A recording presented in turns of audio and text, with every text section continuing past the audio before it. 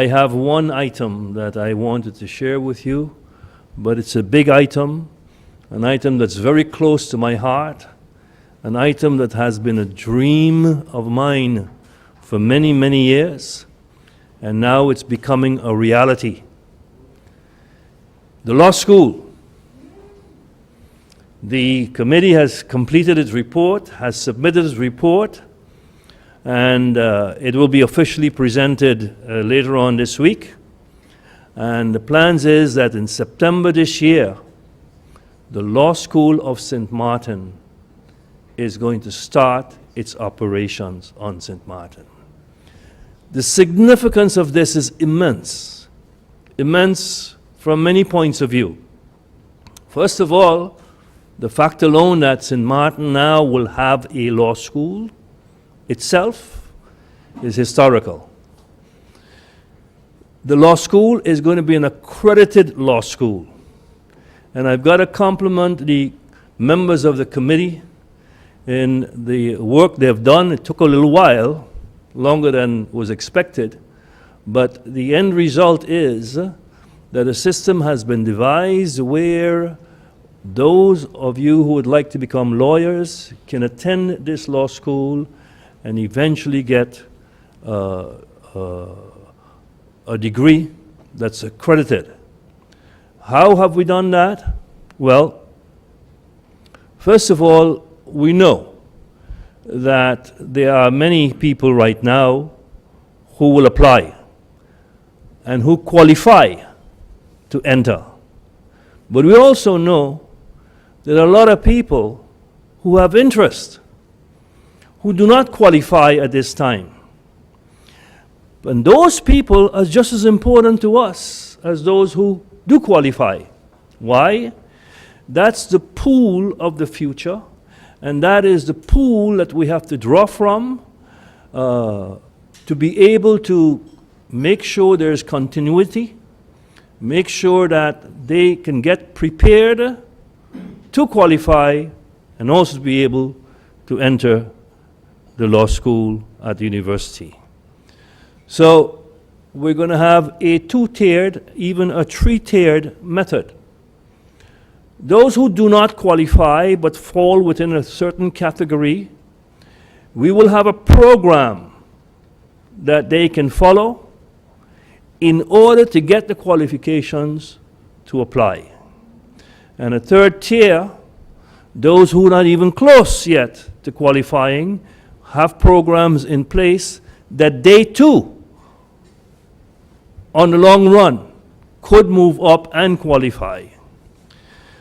These are not the only reasons, as you know, why this dream of mine has been so haunting me for so many years. That dream has to do with the fact that when we look at those in authority in the judicial apparatus of St. Martin, we can't recognize ourselves. It's important to a people that, especially those, and going back to the principles of the French Revolution, you should be judged by your peers. We have to make sure that we got our peers in authority to be able to comply with that desire that was expressed during the French Revolution. As you could notice, I'm very elated and very happy with this development. Of course, when I first announced it earlier this year or last year, there were some skeptics, people who were skeptical that we will be able to pull this off. Well, it's here now, and the plans as they stand now is we're starting in September 2017. As far as the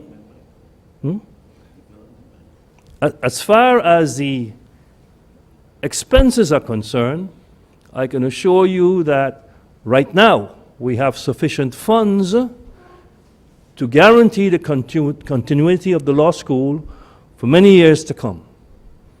Those funds are sufficient, given what the calculations are of the expenses, to be able to at least carry on for 4 years, And if I add the tuition fees, which I'm going to ask the people that I'm involved to try to keep those tuition fees as low as possible to attract as many people as possible.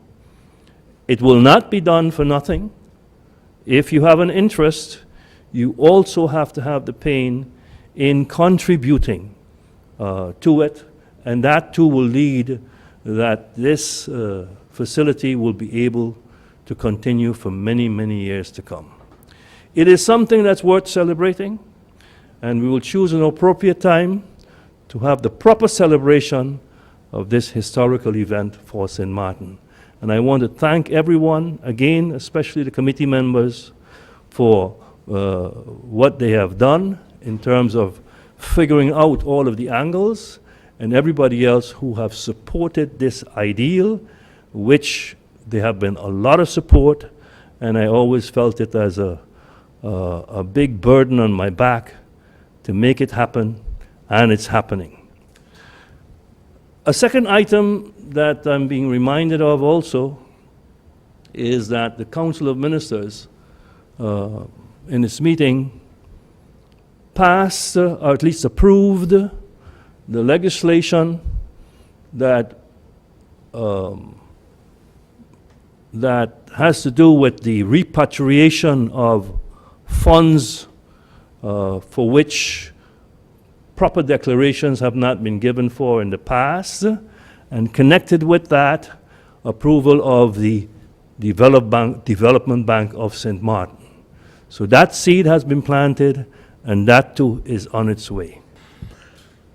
I must say that I'm pleased. Again, I'm going to congratulate the staff at the Cabinet of Vrummy, especially Ms. Myers and Ms. Coutard, for the work that they have been doing concerning the Vrummy app. I think everyone should download it because it's an important tool. As I mentioned last week, it brings everyone closer to the ministry, or the ministry closer to you. A couple of nights ago, I was out very late, up to 1 o'clock in the morning, with the boys who were doing the painting on the road up on Colby Hill. And there's something that I want to say, because, and I have no intentions to sort of mince my words with how I'm going to say this. And I'm saying this especially to the companies that supply and produce cement or concrete on the island. You need to take stock of what you're doing in a decent manner. Because we also had guys with a jackhammer and a generator out on Monday night removing concrete on the side of the road, because it seems as if you have no consideration for when government takes its time and put down a decent road with decent marking, and you come with your cement truck and cement is spilled on the road, and you don't take the time to stop on the side and clean it up. You will be penalized if you're caught. And I'm going to stress on it. I'm going to have a serious discussion with the police department, because what you're doing is callous. You have no sort of consideration for the work that government is doing and for the individuals who have to go and clean it up. It is not right. It is not right. So I'm encouraging everyone to pay attention when you see this sort of carelessness on behalf of the companies. Download the app, take a picture and send it, because these individuals and these companies will be penalized for what they're doing, for damaging government property. Because I saw the work that these gentlemen was doing 1 o'clock in the morning with a heavy jackhammer and moving a generator while they're going all the way down the road to remove the cement from on side of the road. It is not right. Because yes, you're rushing to the business that you attend, you fold the truck. I understand when it goes up the hill and you change the gear and it jog, you have spillage. That's fine. But have the decency also to clean it up. I know many people are concerned, and I've been receiving calls almost on a daily basis. Individuals come into the office concerning housing. because many want to know what is happening and what is going on with the project. Well, I can tell you that Villanova will be here tomorrow. I was hoping that the Prime Minister would have been here so he would have elaborated a bit more on the discussions that is going on with Villanova and the housing project in Down Beach, but it's on track. And it's not the only project that the cabinet is engaging in building homes. We are working diligently, we're working very hard to secure land, to get families to come together that have 10 and 12 and 15 and 20,000 square meters, but it's split up amongst families, and it's sometimes 15 individuals, 9 individuals, you have to get together and come to a common understanding collectively to sell this property, and something beautiful can be developed out of it. But I'm saying to the people of St. Martin, rest assured, this government is committed. And if we can fulfill and get all our ducks lined up, in 1 term, 2 term, we can solve the housing problem on St. Martin. Again, one of my philosophies is that I don't believe we're at the stage where you can build horizontal anymore. We simply don't have the space. I think it's time we go vertical, because we don't have the space to widen buildings anymore, but we do have the space to take them up in the sky a little bit higher than what is simply regulated. But I'm stressing on the cleanliness of the island. We are not doing a good job. I see people still throwing out their washing machines and their stoves and their mattresses at the garbage bin. Take it to the landfill. Take it to the landfill. But in the coming weeks, in a couple of months, we will be coming back and highlighting how far we are with this process. But I just want to bring a little interest, a little spark to the people of St. Martin. We are 87 days without a fire on the dump. 87 days, almost 3 months without a fire on the dump. I'm not saying that it can't happen or it won't happen again, but it's to tell you how serious this government is with mitigating and solving this problem. And we will solve this problem with our landfill and our garbage situation. But you don't hear it. But the moment one smoke is in the air, you hear it. But I'm just letting the people know that we are 87 days, going on 3 months, without having a fire on the landfill. And just as how the Minister of Finance said that it's a time of celebration, he's absolutely correct. It is a time of celebration because of the law school, because of the development bank, because of solving these issues with housing, solving these issues with the landfill. We are not there, but we are getting there. We are getting there. And soon, we will be solving all these problems amidst all the pressure financially that we have, all the bottlenecks that we are trying to solve. But we will get there. I would like to take this time to, of course, I'm in the middle of the graduation season, and today I'm actually running from one graduation to the other, but felt it important to still be here at Press Briefing to make a few announcements. Firstly, congratulations to all the students who have completed elementary school and moving on to the next level, as well as those ending secondary school and tertiary education. We've already had some of the celebrations for tertiary education, but I must say that it is a season of celebration for most of the youth on St. Martin, as well as adults who have taken the opportunity to further their education and attain whether it's associate's degrees, certifications, or bachelor's degrees right here on St. Martin. So I'm very, very proud as a representative of the Ministry of Education, Culture, Youth and Sports and government in this respect to say a hearty and very happy graduation and end of the school year to all our students today. I would like to encourage you to remember that education is the most powerful tool with which you can change the world and shape our nation's destiny. The first part of that is a quote from Nelson Mandela. I'm always stealing it, I always use it, and I hope to encourage you all to live by it. All of the themes that I've witnessed over the past 2 weeks for graduations have been an inspiration to me. Yes, it is time consuming, but it is very important to impart with these students the importance or how important we as government feel their success is. So I continue to applaud them. We have students who excelled in the academics, we have students who excel in sports, in arts, and I encourage you parents and schools to also give those students, also those who have shown great improvement, their accolades as well as the school years end. And as you take your break and you reflect, think on what you may not have done this year that you know you can do better. Think on those that you can help this year that you have not helped.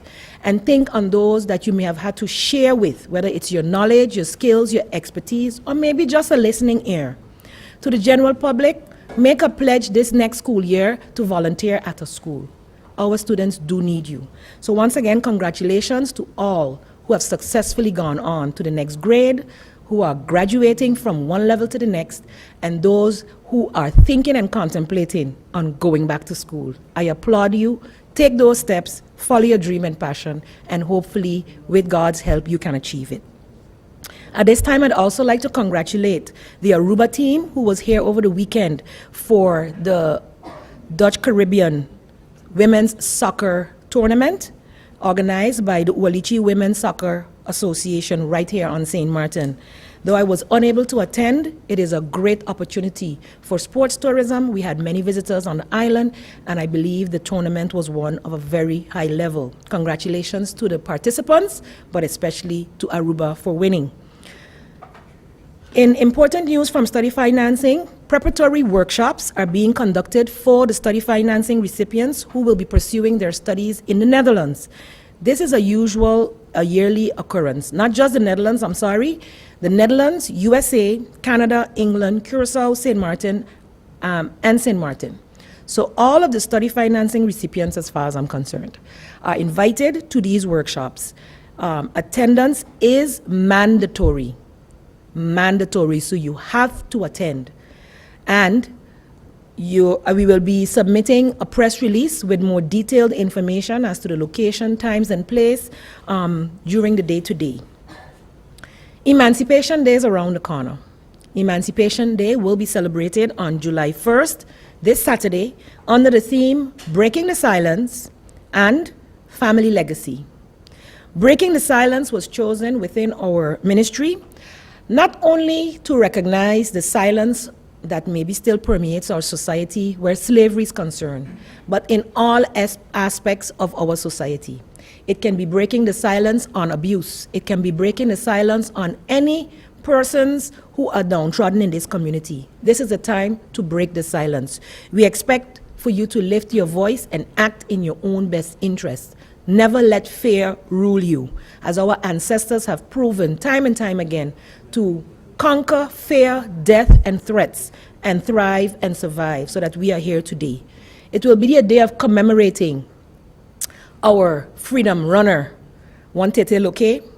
We will, of course, start with a traditional church service, the laying of the wreath at the historical locations, and first starting at the freedom fighter, and then moving on to the roundabout at Wantete Loke, where not only will there be a wreath-laying ceremony, but there will also be an enactment and reenactment of that flight for freedom by our own Wantete Loke. After that, a parade will commence, which will end at the Emilio Wilson Estate. The times, etc., have been published in the papers and will be published again on Friday to remind the general public that your participation is what will make this special. A lot of us say we don't know our history, etc., but at these special cultural manifestations is where you get an opportunity to learn, to see our artists perform, and to understand some of what has taken place in history. So the general public, of course, my colleagues here in the Council of Ministers, the media, Members of Parliament, all high councils of state have been invited, and I look forward to seeing you all at one or more of the celebrations, which will start at 9 and culminate at 6 p.m. So you have an entire day of festivities. Pick one or two and join us in celebrating Emancipation Day. As Giselle mentioned, I am pressed for time, so I will, if you have questions, entertain those questions through my public relations officer, Ms. Roach, at the ministry, at the cabinet. And so we are willing, of course, to assist in giving the information that is required, and I do not shun that responsibility. However, I cannot remain for the rest of the press briefing. Much success further, and have a wonderful afternoon. There are just a few remarks that I have. There were some other issues that I wanted to address, but they're still not fully signed off on as yet. And probably by the end of this afternoon, I would be able to communicate so. But just to bring you up to speed, as I mentioned a few weeks ago, we had a forensic investigation done to verify where the ICT issues that we've had, the viral attacks that we have had on our ICT systems that had them down, that still have some of our files not fully loaded up as yet, and we are constantly facing issues because of this. The Ministry of Finance is having issues to complete their annual report, the preparation of the budget. All of these things have an adverse effect on the fact that we were hit by it. From news that we have seen worldwide, big countries have been hit as well. The Dutch Parliament had been hit. So it's not like it doesn't happen elsewhere. But at any rate, the investigation is still ongoing. Well, they have done their investigation, but the writing of the report is not yet completed, and we hope to receive that one pretty soon. On another issue, on the 4th of July, when the Americans are celebrating their Independence Day throughout the world, and I'm sure here as well, I will be heading a small delegation to The Hague for the hearing before the Council of State on the protest that we have filed against the Dutch government for taking the dispute between St. Martin and them, escalating it to the kingdom government, who had decided to propose an instruction to St. Martin as far as the establishing of the Integrity Chamber and their appointment of a quartermaster at the time that they have done. So preparations are being made for this. The hearing itself is scheduled for the 6th of July. We will, we hope it will be concluded on that day, but in the event we would have to go back on the 7th, provisions are made for that as well. I want to also take the opportunity to congratulate the Minister of VROMI, not only for wearing a smart tie today, we know where the comment comes from, but the Minister has had a hands-on approach on many of the issues, the hard surfacing of some of our roads, the markings of our road, the cleaning up of our roads. Driving here this morning, I heard him talking about, some of the mess going up what we would call Becky Hill, there up Upper Princess Quarter. For years, cars had to swing to the left going towards Middle Ridge and Belvedere area because of the amount of cement that had accumulated there. The minister immediately went, cleaned it up, fixed it, and people now have a smooth, nice ride. As far as housing is concerned, also the minister has had quite an extensive agenda. One of the issues that I would like to single out as well and congratulate him is for encouraging Vida Nova to come to St. Martin and begin investing in St. Martin. Vida Nova, while it is not the St. Martin Pension Fund, is holding pension deposits for GBE, telecommunication workers, and several other workers on this island. So they are holding pension deposits from our people, and just like how they invest in Curacao for the benefit of the fund, but also for the benefit of the Curacao economy and for the people there. The minister has encouraged them to come to St. Martin and do the same. The delegation is arriving this week to conclude one of the first major projects that they would undertake. In another discussion that I've had with a group of people who want to invest in housing, this is a local group of business people who want to put some of their money into helping the society. It is, in my discussions with them, they said it is not aimed at no profitable venture. They're not going to lose money, of course, but it is aimed at helping put more housing on the market in St. Martin. So all of those who are involved in developing housing programs on St. Martin, we welcome that. The minister, I also told him the other day, I said, when have you seen a fire lately?